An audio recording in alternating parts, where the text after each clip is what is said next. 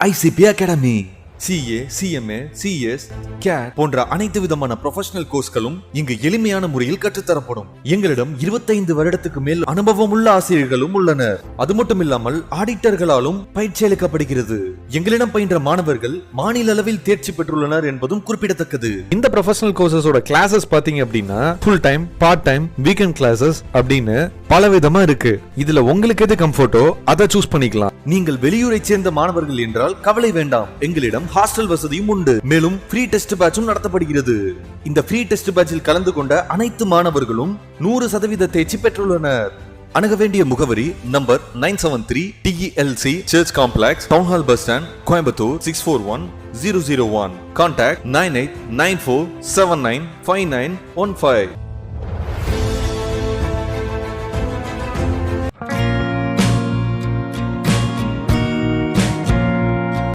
அடுத்து measures affecting competition அப்படிங்கிறத பார்க்குறோம்.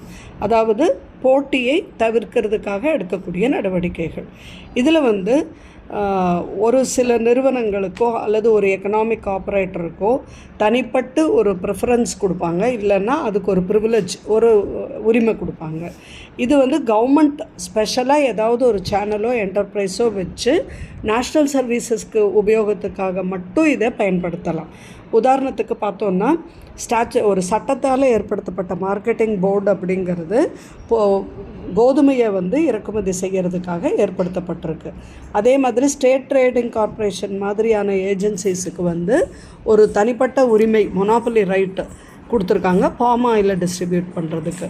அப்போது இந்த ஒரு நிறுவனம் மார்க்கெட் ப்ரைஸு டொமெஸ்டிக் மார்க்கெட் ப்ரைஸை விட குறைவாகவோ அல்லது அது வேர்ல்டு மார்க்கெட்டில் அதை பார்த்து வாங்கிறதுக்கான உரிமம் பெற்றதாக இருக்குது. இவங்க ஒரு இம்போர்ட் டாரிஃப் போட்டு அதை ரெகுலரைஸ் பண்ணுற ஒரு லைசன்ஸை இவங்க வச்சுருப்பாங்க, அல்லது உரிமம் இவங்களுக்கு வழங்கப்பட்டிருக்கும். Next government procurement policies.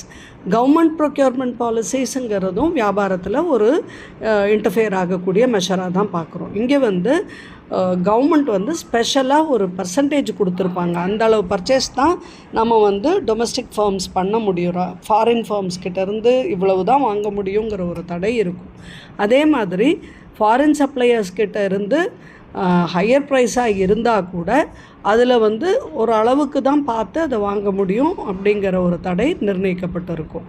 அப்போ பப்ளிக் டெண்டர்ஸ் அக்செப்ட் பண்ணும்போது கவர்மெண்ட் இந்த லோக்கல் டெண்டர்ஸுக்கு ஒரு ப்ரிஃபரன்ஸ் கொடுப்பாங்க ஃபாரின் டெண்டர்ஸை காட்டிலும். அது கவர்மெண்ட் ப்ரொக்யூர்மெண்ட் பாலிசிஸுங்கிறோம். அதாவது கவர்மெண்ட் அவங்களுக்கு வாங்குதலுக்குரிய பாலிசிஸை வரையறைப்படுத்திக்கிறாங்க. Next trade related investment measures. வியாபாரத்துக்கான முதலீடு செய்யக்கூடிய வகையில் எடுக்கக்கூடிய நடவடிக்கைகள். அப்போது இந்த லோக்கல் கண்டென்ட் அப்படிங்கிறதுக்கு உரிய தேவை என்னவோ அதுக்குரிய படி தான் ஒரு ஃபைனல் குட் ப்ரொடியூஸ்டாக இருக்கணும். ஒரு லெவலுக்கு தான் இந்த பொருளை லோக்கலாக இருக்கக்கூடிய காம்பனன்ட்ஸை யூஸ் பண்ணணும். அதாவது கண்டிப்பாக 25% இந்த உள்நாட்டு பொருளோட காம்பனண்ட்டை தான் அந்த பொருளுக்கு உற்பத்திக்கு பயன்படுத்தணும். அதே மாதிரி இந்த அளவுக்கு மேலே வெளிநாட்டிலேருந்து இறக்குமதி செய்யப்பட்ட ஒரு பொருளை இந்த உற்பத்தியில் ஈடுபடுத்தக்கூடாதுங்கிறதையும் ரெஸ்ட்ரிக்ட் பண்ணியிருப்பாங்க. அதே மாதிரி பொருள் இறக்குமதி ஆகிறதுலையும் இவ்வளவு தான் பர்ச்சேஸ் பண்ணணும், இவ்வளவு தான் பயன்படுத்தணும். அப்போது இந்த லோக்கல் ப்ராடக்ட்ஸ் இவ்வளோ இருக்கணும், இவ்வளோ எக்ஸ்போர்ட்டை காட்டிலும் இவ்வளோ தான் இம்போர்ட் இருக்கணும் அப்படிங்கிறதெல்லாம் ஒரு தடையாக பார்க்கலாம் நம்ம. உதாரணத்துக்கு ஒரு ஃபேம் 75% அதனுடைய ஏற்றுமதியோடைய அளவில் 75% வரைக்கும் தான் இறக்குமதி பண்ணலாம் அப்படிங்கிற ஒரு தடை கொடுத்துருப்பாங்க. அந்த மாதிரியான முதலீடு வகையான சில தடைகள் ஃபாரின் ட்ரேடுக்கு இருக்கக்கூடும். Next distribution restriction. Distribution restrictions அப்படிங்கிறது பொருளை பகிர்ந்தளிக்கப்படும் போது ஒரு இம்போர்ட்டிங் கண்ட்ரியிலேருந்து வரும்போது அதுக்கு அந்த பகிர்ந்தளிப்புக்கு என்னென்ன ரெஸ்ட்ரிக்ஷன் போடுறாங்க அப்படிங்கிறது தான். அடிஷ்னல் லைசன்ஸ் இருக்கணும், இல்லை சர்டிஃபிகேஷன் ரெக்குயர்மெண்ட்ஸ் இருக்கணும். டிஸ்ட்ரிபியூஷன் ரெஸ்ட்ரிக்ஷன்ஸ் அப்படிங்கிறது எந்த ஒரு நாடு இந்த பொருளை இறக்குமதி செய்யுதோ அந்த நாட்டில் சில தேவையான லைசன்ஸை வாங்கிக்கிறதுக்கோ அல்லது சர்டிஃபிகேட் ஒரு இந்தந்த வசதிகள் இருக்கணும் இருக்குங்கிற சர்டிஃபிகேட்டை வாங்குறதோ அவங்கள வந்து கட்டாயப்படுத்துறது, அதன் வழியாக ஒரு ரெஸ்ட்ரிக்ஷனும் உண்டாக்கலாம். இப்போ உதாரணத்துக்கு எல்லா பொருளும் வந்து இந்த ஒரு குறிப்பிட்ட ஏரியாக்குள்ளே தான் விற்க முடியும் அல்லது இந்த இடத்துக்கு மேலே இதை எடுத்துகிட்டு போக முடியாது அப்படியான ஒரு தடை கொண்டு வருவாங்க. உதாரணத்துக்கு பார்த்திங்கன்னா ஃப்ரூட்ஸ் கொண்டு வரும்போது அந்த ஃபாரின்லேருந்து வரக்கூடிய இறக்குமதி செய்யப்பட்ட பொருள் எங்கேக்குள்ள ரெஃப்ரிஜரேஷன் ஃபெசிலிட்டிஸ் இருக்கோ அங்கே மட்டும்தான் அந்த பொருளை விற்க முடியும், அந்த அவுட்லெட்டில் மட்டும்தான் பொருளை பாதுகாக்க முடியும் அப்படிங்கிற மாதிரியான தடைகள் கொண்டு வரலாம். நெக்ஸ்ட்டு வந்து restriction on post sales services, அதாவது விற்பனைக்கு அப்புறமா செய்யது கொடுக்கக்கூடிய சேல் சர்வீசஸ் வந்து அதுலேயும் சில தடைகள் விதிக்கலாம். இப்போ ப்ரொடியூசர்ஸ் வந்து ஆஃப்டர் சேல்ஸ் பண்ணுறதுக்கு அவங்களுக்கு தடை விதிக்கலாம். சில ஏற்றுமதி செய்யக்கூடிய பொருளுக்கு அந்த நாட்டில் வந்து அந்த பொருளை அதுக்கு விற்ற பின்னால் அதுக்குரிய சர்வீசஸை தடை பண்ணலாம். அந்த மாதிரியான சர்வீஸ் வந்து இங்கே லோக்கலாக அவங்க இருக்கிற ஆளுங்க மட்டும்தான் செய்யணும் அப்படிங்கிற மாதிரி கொண்டு வரலாம். அடுத்தது அட்மினிஸ்ட்ரேட்டிவ் ப்ரொசீஜர்ஸ். அடுத்த ஃப்ரீ ட்ரேடுக்கு இன்னொரு தடை என்னன்னு சொன்னிங்கன்னா அட்மினிஸ்ட்ரேட்டிவ் ப்ரொசீஜர்ஸ். ரொம்ப டைம் கன்சியூமிங், நேரம் எடுக்கக்கூடிய ப்ரொசீஜர்ஸ் இருப்பாங்க. ஃபாரின் ட்ரேடுக்கோ அல்லது ஃபாரின் இம்போர்ட்டுக்கோ இல்லை எக்ஸ்போர்ட்டுக்கோ பார்த்திங்கன்னா நிறைய ஒரு ஃபார்மாலிட்டிஸ் வச்சு அந்த ஃபார்மாலிட்டிஸ் எல்லாம் வந்து ஃபில்லப் ஆகணும். அப்படிங்கும்போது அதுக்கு நேர அவகாசம் நிறையா எடுக்கும். இதுவும் என்ன பண்ணும், ஏற்றுமதியோ இறக்குமதியோ ரொம்ப தூரம் வந்து என்கரேஜ் பண்ணாது, டிஸ்கரேஜ் பண்ணும். அப்போ காம்படேட்டிவ் இண்டஸ்ட்ரீஸ், இங்கே டொமஸ்டிக் இண்டஸ்ட்ரீஸ், இந்த ஒரு இறக்குமதி செய்யக்கூடிய பொருள் மாதிரியான பொருள் அதே பொருள் இங்கே உற்பத்தி ஆனால் அவங்களுக்கு இவ்வளோ வரையறை இல்லை, இவ்வளோ சட்டத்திட்டங்கள் இல்லைங்கும்போது அந்த பொருள் ஈஸியாக வியாபாரமாகும். அதுவும் வந்து ஒரு வியாபாரத்தில் ஒரு தடையாக தான், ஒரு மெஷராக தான் பார்க்குறோம். ஃபாரின் ட்ரேடை கட்டைல் பண்ணுறதுக்கு லைசன்ஸ் வாங்கிறது, அப்புறம் அட்மினிஸ்ட்ரேஷனில் ஒரு டிலே ஆகிறது, அப்புறம் கரப்ஷன் கஸ்டம்ஸில் இருக்கிறது. அப்போ இதெல்லாம் வந்து அந்த இம்போர்ட்டர் இறக்குமதி செய்யக்கூடியவங்கள கொஞ்சம் இரிட்டேட் பண்ணும். அவங்க அப்போ இது போய் இத்தனை கஷ்டப்பட்டு பண்ணணுமான்ட்டு பண்ணாமல் போகலாம். அப்படி ஒரு வியாபாரத்தை அது தடை செய்யக்கூடியதாக இருக்குது. அடுத்தது ரூல்ஸ் ஆஃப் ஆரிஜின். எந்த நாட்டில் அது உற்பத்தி ஆக்கப்படுதோ அந்த நாட்டினுடைய சர்வீஸ் அந்த கண்ட்ரியை தடை செஞ்சுருப்பாங்க. இது கவர்மெண்ட் வந்து இந்தந்த நாட்டில் இந்த பொருள் இருந்தால் இதை எடுத்துக்கக்கூடாது, இந்த நாட்டிலேருந்து இந்த பொருளை கொண்டு வரக்கூடாது, இந்த நாட்டிலேருந்து இந்த பொருள் மட்டும்தான் கொண்டு வரணும் அப்படிங்கிற மாதிரியான உற்பத்தி இடத்துக்கான ஒரு ரெஸ்ட்ரிக்ஷன்ஸை கொண்டு வரலாம். அல்ல அந்த பொருள் அங்கே தான் உற்பத்தி பண்ணப்படுது, இந்த நாட்டில் இருந்து தான் உற்பத்தி ஆகுதுங்கிறதுக்கு சர்டிஃபிகேட் கேட்கலாம். இப்படியான ஒரு சர்டிஃபிகேட் வரும்போது அதுவும் கூட ஒரு ஃபாரின் ட்ரேடுக்கு தடை விதிக்கக்கூடியதாக ஒரு தடை கல்லாக தான் ஆகுது. Next safeguard measures. Safeguard measures அப்படிங்கிறது எந்த ஒரு பொருளை இறக்குமதி ஒரு நாடு செய்தோ அந்த நாட்டில் வந்து அந்த உள்ளூர் உற்பத்தியாளரோ உள்ளூர் நிறுவனங்களோ இதனால் எந்த விதத்துலேயும் அஃபெக்ட் ஆக மாட்டாங்க அப்படிங்கிற ஒரு சர்டிஃபிகேட்டோ அல்லது அவங்க வந்து ஒரு ப்ராமிஸ் அந்த மாதிரி கொடுக்க வேண்டியதாக இருக்கும். அப்போது இந்த ரெஸ்ட்ரிக்ஷன்ஸ் கொடுக்கறதுனால உள்ளூர் வியாபாரம் அப்படிங்கிறது பாதுகாக்கப்படுது. இதனால் ஒரு பெருசாக நமக்கு டொமஸ்டிக் இண்டஸ்ட்ரிக்கு இன்ஜுரி ஆகாது அப்படிங்கிற ஒரு ப்ராமிஸ் அவங்க கொடுக்க வேண்டியதாக இருக்கும். நெக்ஸ்ட்டு எம்பார்காஸ் அப்படிங்கிறது கவர்மெண்ட் ஒரு சில பொருள் மேலேயோ அல்லது ஒரு சில நாடு மேலேயோ ஒரு குறிப்பிட்ட கால அளவுக்கோ அல்லது ஒரு பெரிய நிர்ணயிக்கப்படாத கால அளவுக்கோ அந்த பொருளை விற்பனைக்கோ எக்ஸ்போர்ட் பண்ணவோ அல்லது இம்போர்ட் பண்ணவோ தடை விதிச்சிருப்பாங்க. அது காரணம் வேறு இருக்கலாம், ஹெல்த் இருக்கலாம், இல்லை ரிலீஜியஸ் சென்டிமெண்ட்டில் இருக்கலாம், வேறு எந்த காரணத்தினாலேயோ அது தடை செய்யப்பட்டிருக்கலாம். அப்படி தடை செய்யப்படுறது பொருளோ அந்த ஊரோ அது கூட ஒரு உள்நாட்டு வாணிபம் அல்லது அயல்நாட்டு வாணிபத்துக்கு ஒரு தடையாக தான் விளங்கக்கூடியதாக பார்க்குறோம். இதெல்லாம் வந்து ஒரு ஃப்ரீ ட்ரேட் பாலிசிக்கு ஒரு மெஷர்மெண்ட், நான் டெக்னிக்கல் மெஷர்மெண்ட்டாக தான் பார்க்குறோம்.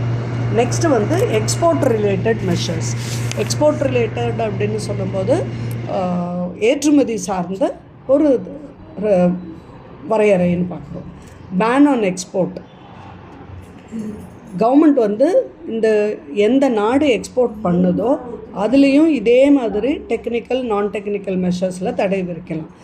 உதாரணத்துக்கு ஒரு சிறப்பு காலகட்டத்தில் ஷார்ட்டேஜ் இருக்கும்போது அக்ரிகல்ச்சர் ப்ராடக்ட்ஸு நம்ம விவசாய பொருட்கள் ஆனியன் வீட் இந்த மாதிரி இருக்கிறத டோட்டலாக தடை செய்யலாம். உள்நாட்டு வாணிபத்துக்கு மட்டும்தான் அந்த பொருளை இருக்கணும்னு சொல்லலாம். அல்லது எக்ஸ்போர்ட் பண்ணும்போது இத்தனை அளவு தான் பண்ண முடியும், இதை தாண்டி பண்ண முடியாது அப்படிங்கிற ஒரு நிர்ணயம் கொடுக்கலாம். அப்போ இன்டர்நேஷ்னல் சப்ளை, எக்ஸ்போர்ட் ரெஸ்ட்ரிக்ஷன்ஸ் இது ரெண்டுமே வந்து இன்டர்நேஷ்னல் ப்ரைஸிங்கில் ஹெல்ப் பண்ணக்கூடியதாக இருக்குது. Next export tax. எந்த ஒரு பொருள் ஏற்றுமதி ஆனாலும் அது மேலே செலுத்தப்படுற வரிக்கு பேர் எக்ஸ்போர்ட் டேக்ஸ்ன்னு பேர். அது ஸ்பெசிஃபிக்காக இருக்கலாம், அட்வாலரமாகவும் இருக்கலாம். ஆனால் அந்த எக்ஸ்போர்ட் டேக்ஸுங்கிறது கட்டுறதுனால அந்த பொருளுடைய விலை என்ன ஆகிடுது, அதிகரிக்குது. அப்போது அது ஏற்றுமதியை குறைக்கக்கூடியதாக இருக்குது. அப்போ ஏற்றுமதியை குறைக்கும்போது நம்ம நாட்டில் விளையக்கூடிய அந்த பொருளுடைய விற்பனையை அதிகரிக்கிறோம். இதுவும் வந்து நமக்கு இந்த உள்நாட்டில் இருக்கக்கூடிய பொருளை அதிகமாக உபயோகப்படுத்தவும் அந்த பொருளுடைய விலையை வந்து நிர்ணயம் செய்யவும் பயன்படுத்தக்கூடியதாக இருக்குது. Next export subsidies and incentives. எப்படி வந்து ஒரு இறக்குமதி ஒரு நாட்டின் மற்ற அந்த பொருளுடைய வியாபாரத்தை இங்கே குலைக்கும்னு பார்க்குறோமோ அதே மாதிரி எக்ஸ்போர்ட்னாலேயும் நமக்கு வந்து ஒரு வியாபாரங்கள் எக்ஸ்போர்ட் சப்சிடிஸ் இல்லை ஒரு டியூட்டி ட்ராபேக்கு அந்த மாதிரி இருக்கிறது வந்து கவர்மெண்ட்டில் கொடுத்தாங்கன்னா நம்ம நாட்டில் உபரியாக இருக்கிறது அதிகமாக விற்பனை பண்ண ஊக்குவிக்கக்கூடியதாகவும் அதே சமயத்தில் உதவக்கூடியதாக இருக்கும். அப்போ கவர்மெண்ட் என்ன பண்ணணுன்னா ஒரு ஃபினான்ஷியல் ஹெல்ப் கொடுக்கணும். இந்த டொமஸ்டிக் இங்கே இருக்கக்கூடிய பொருள் உற்பத்தியாளருக்கு ஒரு லோன் கொடுக்கறது மூலமோ அல்லது ஒரு சப்சிடி அவங்களுக்கு ஒரு உதவித்தொகை கொடுக்கறது மூலமோ அந்த விலைக்கு ஒரு சப்போர்ட் கொடுக்கக்கூடியதாக இருப்பாங்க. அப்போ கவர்மெண்ட் வந்து இங்கே இருக்கக்கூடியவங்களை இந்த பொருளை உற்பத்தி செய்து மேலே நாடுகளுக்கு விற்பனை செய்ய அவங்கள ஹெல்ப் பண்ணக்கூடியதாகவும் சில ட்ரேட் பாலிசிஸ் இருக்கலாம். வியாபாரத்தை ஊக்குவிக்கிற வகையில் இன்சென்டிவ்ஸும் கொடுக்கலாம், சப்சிடிஸும் கொடுக்கலாம். வாலண்டரி எக்ஸ்போர்ட் ரெஸ்ட்ரைன்ஸ் அப்படிங்கிறது ஒரு இன்ஃபார்மல் கோட்டா. எக்ஸ்போர்ட்டிங் கண்ட்ரி வாலண்டரியாக இத்தனை குவான்டிட்டி ஆஃப் குட்ஸ் தான் எக்ஸ்போர்ட் பண்ண முடியும் இந்த கண்ட்ரியிலேருந்து இன்னொரு கண்ட்ரிக்கு இந்த குறிப்பிட்ட காலகட்டத்துக்கு நிர்ணயிக்கிறதுக்கு பேர் வாலண்டரி எக்ஸ்போர்ட் ரெஸ்ட்ரிக்ஷன்ஸ் பேர். இது வந்து பொலிட்டிக்கல் அரசியல் தலையீடுனால நடக்கும். இல்லை இந்த இம்போர்ட்டருக்கும் எக்ஸ்போர்ட்டருக்கும் நடுவில் இருக்கக்கூடிய பேச்சு வார்த்தை அதனாலேயும் ஏற்படும். அப்போது எக்ஸ்போர்ட்டர் வந்து இந்த இம்போர்ட்டிங் கண்ட்ரி எந்த கண்ட்ரியை இறக்குமதி செய்யுதோ அந்த கண்ட்ரியோட பேசி இந்த பொருளை இவ்வளவு தூரம் தான் கொண்டு வர்றோம், இவ்வளவு தான் அனுப்புகிறோம் அப்படிங்கிற ஒரு அக்ரிமெண்ட்டுக்கு வருவாங்க. அப்போது ஒரு சில ஏற்றுமதி செய்யக்கூடிய நாடுகள்லேருந்து இது பாதுகாக்கக்கூடியதாக இருக்குது. டேரிஃபு, கோட்டாஸு, டொமஸ்டிக் ப்ரைஸஸ்ஸு இதெல்லாம் வந்து அந்த டொமஸ்டிக் கன்சூமர் சர்ப்ளஸை லாஸ் ஏற்படாத வகையில் பார்த்துக்கிறது இவங்களுக்குள்ளே இருக்கிற ஒரு பேச்சுவார்த்தையின் அடிப்படையில் தீர்மானிக்கப்படும். இப்போ நமக்கு சில காலகட்டங்களாக பார்க்கும்போது நிறைய டிரான்ஸ்ஃபர்மேஷன் இங்கே ஒரு குளோபல் ட்ரேடில் ஏற்படுறதை நம்ம பார்த்துட்டு தான் இருக்கோம். டெவலப்பிங் கண்ட்ரீஸ் அப்படிங்கிறது வந்து குளோபல் உலகளாவிய ட்ரேட் பேட்டர்ன்ஸில் ஒரு நல்ல மாற்றத்தை ஏற்படுத்துகிறதையும் நம்ம இங்கே பார்த்துக்கிட்டு தான் இருக்கோம். நிறைய கண்ட்ரிஸ் அவங்களாவே இன்டர்நேஷ்னல் ட்ரேடுக்கும் முதலீடுக்கும் இன்வெஸ்ட்மெண்ட்ஸுக்கும் ட்ரேடுக்கும் ஹெல்ப் பண்ணுற ஒரு இடத்துல செயல்பாடில் இருந்து பார்த்துட்ருக்கோம். ரீஜனல் அரேஞ்ச்மெண்ட்ஸ் அப்படிங்கிறது ரொம்ப ட்ரேடுக்கும் எக்கனாமிக் ரிலேஷன்ஷிப்புக்கும் நிறைய ஏற்படுத்தக்கூடிய வகையில் தான் நடந்துகிட்ருக்கு. ஸோ இந்த இதில் வந்து வியாபார ரீதியாக எக்கனாமிக் டெசிஷன்ஸ் எப்படி மாறுது, எக்கனாமிக் டெசிஷன்ஸ் வழியாக வியாபாரம் எப்படி மாறுதுங்கிறத அப்பப்போ அந்தந்த நேச்சர் ஆஃப் த பாலிசிஸை அண்டர்ஸ்டாண்ட் பண்ணி புரிஞ்சுக்க வேண்டியது எந்த ஒரு ஸ்டூடெண்ட்டோடதும் கடமையாகிறது. தேங்க்யூ.